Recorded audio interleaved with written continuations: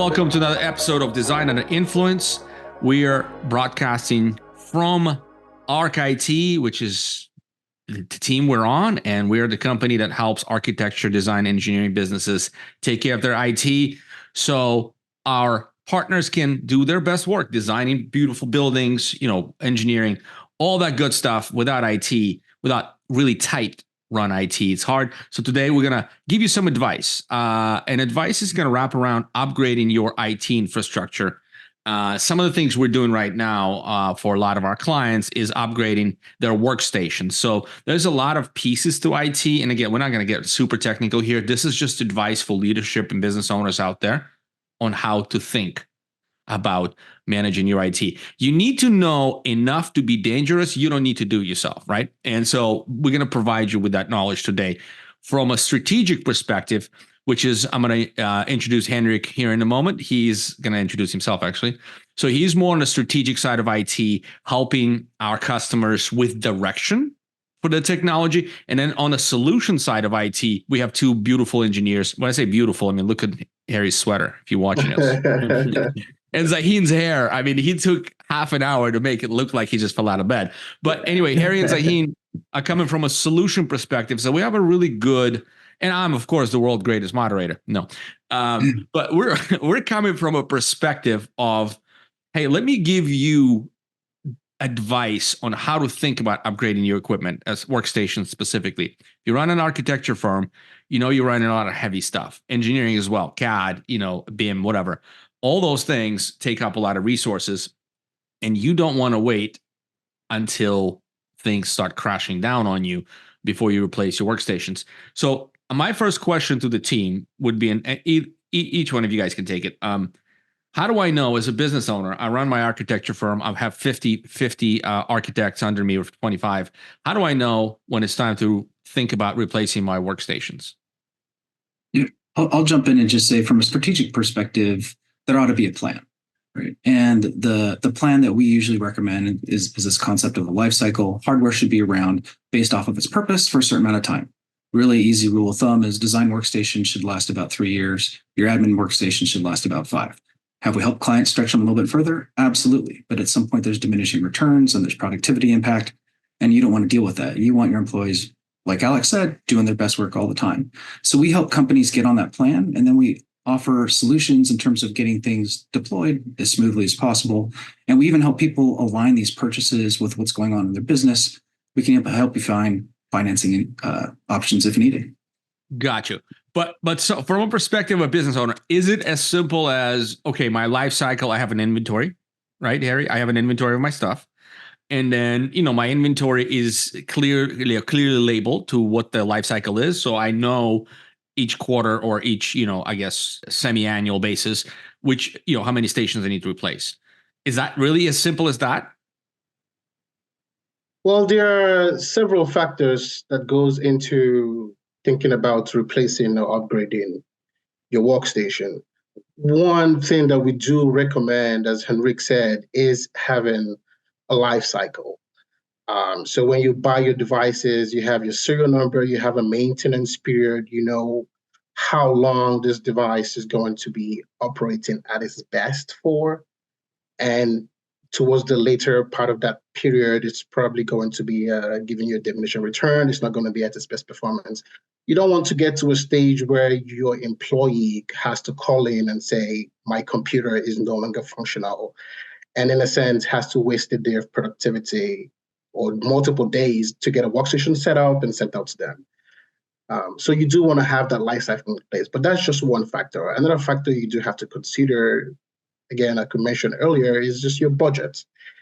You could have, it could be that you have an office of 20 workstations. You don't have to do them all at the same time.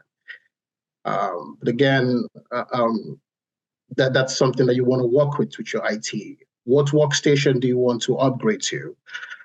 Windows is coming out now with Windows 11. Should we go to Windows 11? Are our applications going to run on the new Windows 11? Is Windows still the best option? Should we maybe think of Mac? So there are different factors to consider when going to upgrading which is why you do need an IT partner to help you guide you through those decisions. Good point. I have a question. Each one of you, either one of you can take it. I don't know who knows best, but when we take clients from non-architecture specific IT firms, when we bring on clients and implement them, I'm assuming all of them come in with that inventory and lifecycle already managed on their workstations, or have you seen cases where we take on a client that has nothing?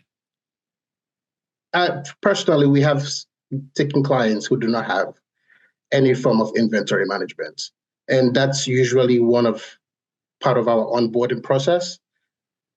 We make sure their inventory is documented, and we keep track of the life cycle of whatever network equipment is in use. So there's a way to go back in time by looking at the machine and assess whether it's how long it's got to live. Correct. So every machine, in a sense, has a serial number tag that it comes with. So you do have the option to go into the manufacturer's website, dial in the serial number, and it tells you when that machine was purchased or when it was made. And you can develop a life cycle based on that information. All right. So all of you out there who don't have a really good inventory and lifecycle management on your workstations, not to fret. You could still get it done. Just a little bit more legwork.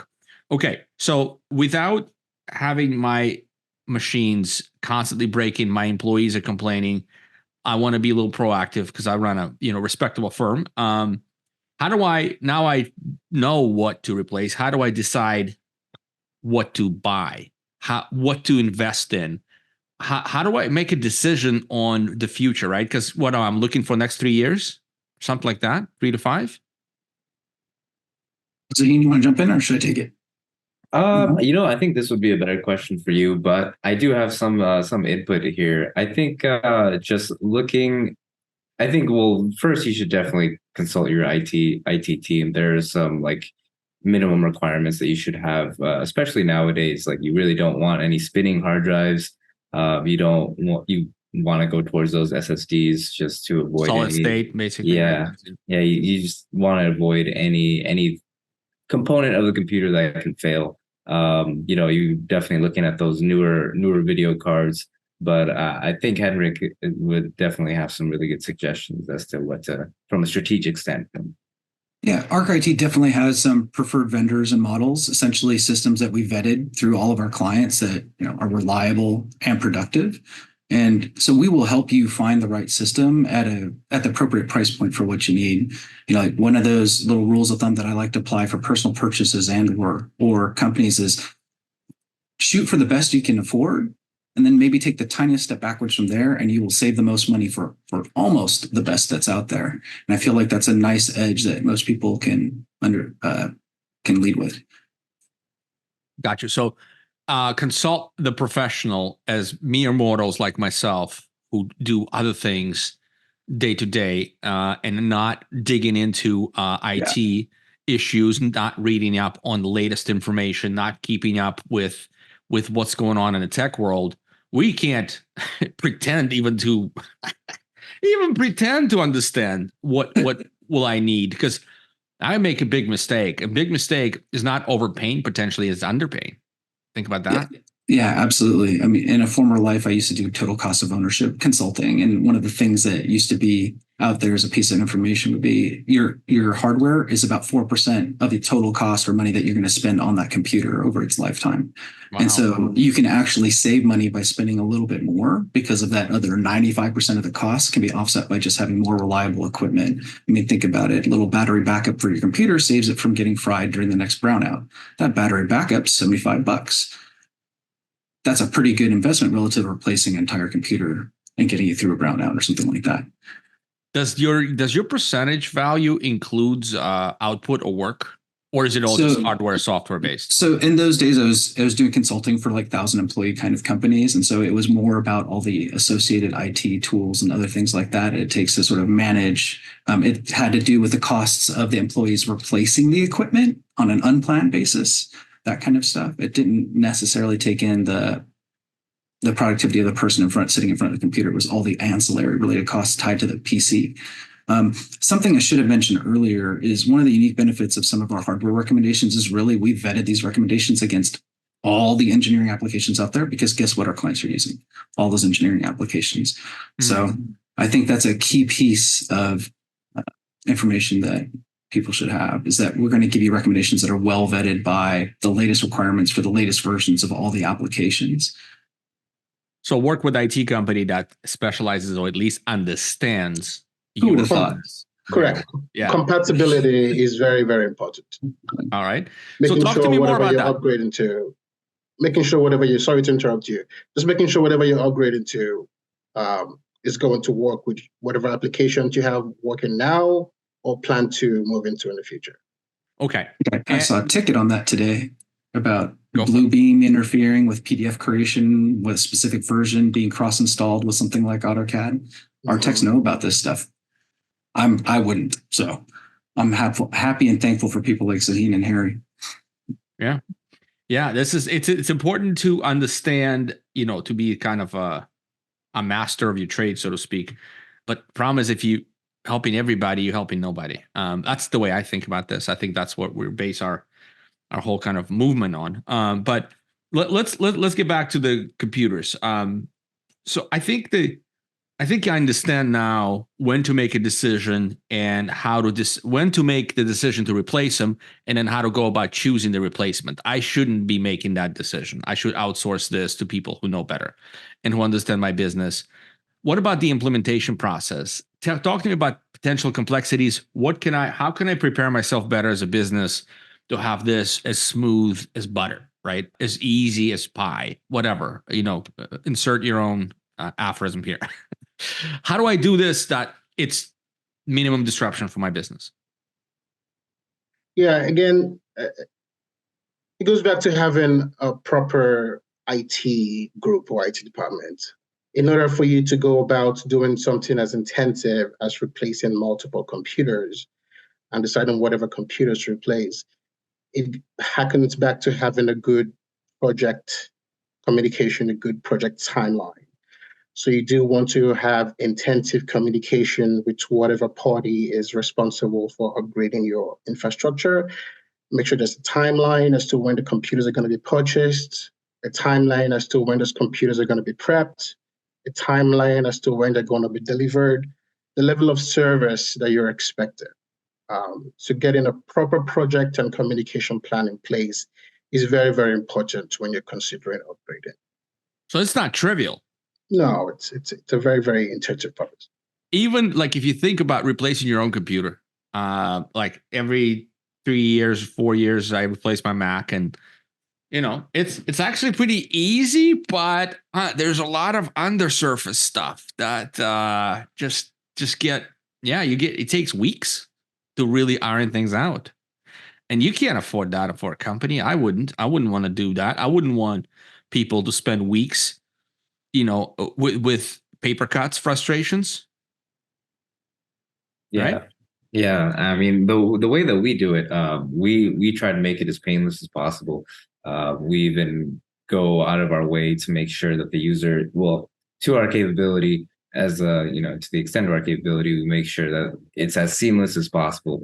We even log the user into their own accounts. We configure their profile for them. We want it to be the exact same as it was on their old computer onto their new computer. And like cloud storage has a lot to do with that. Just the way that these applications are all working nowadays, it's a lot easier than it used to be. So it's not only about pre-installing all of the software and all of the tools that were available on the previous machine, but it's also building out the profiles in each one of them. That's right. Wow. Yeah, we're trying to bring over all the end user settings so that even their little clicking habits and such shortcut keys might actually be brought over. Sometimes it's not possible, but we do our best to bring it all over. I would love for the guys to share just an idea of how long it takes to do a cutover. Like Alex, and I guess like any normal person, I hate replacing my personal computer, but my work experience has always been different. It takes me days to figure out what applications I forgot, etc. But more than that, like how long does it actually take us to transfer a person from one machine to another? An hour? A day? I think it depends on the clients. It depends on what applications they use. So just as a lawyer, the more applications they use, the longer it's going to take to get all of that installed.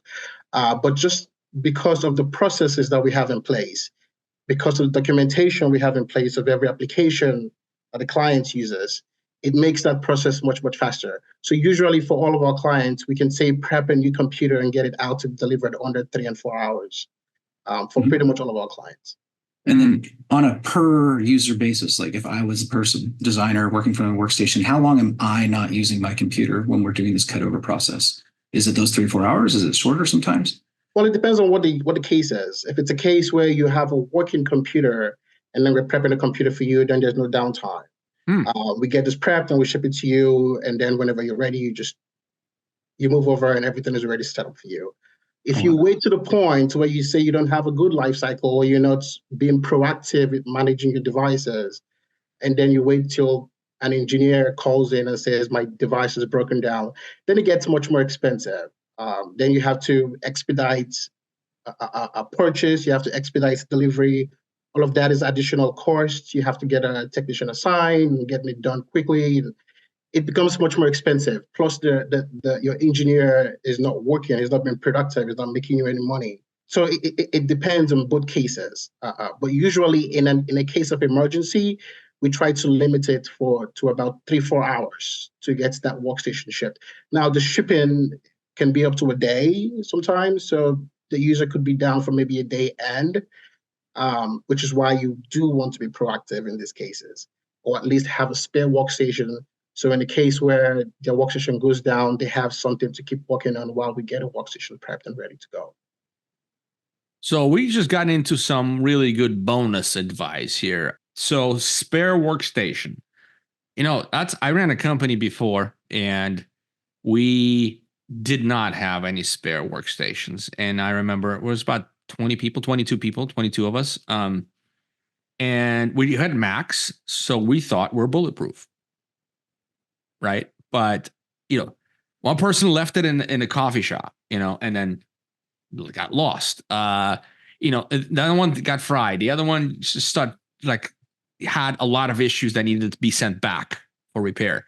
And that was like the advice I wish somebody given me in the past, is to have spares.